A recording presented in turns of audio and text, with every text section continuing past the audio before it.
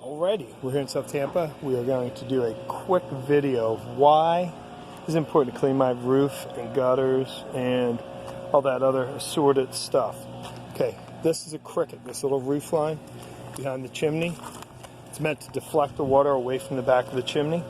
And it's full of debris. I just blew some of it off, but when I just blew it, roaches and ants ran out. But we're going to look inside the chimney cap.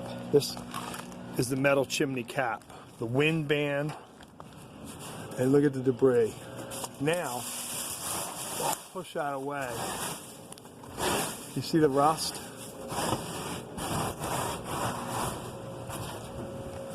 All that rust, the chimney cap is concave. So it has a bow in it so it holds water. So that's going to have to be replaced more than likely because it's so pitted and rusty.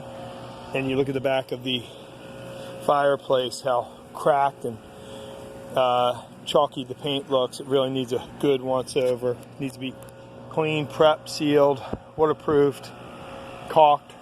And that tree really needs good trimming. But it's maintenance, folks. Maintenance, maintenance, maintenance.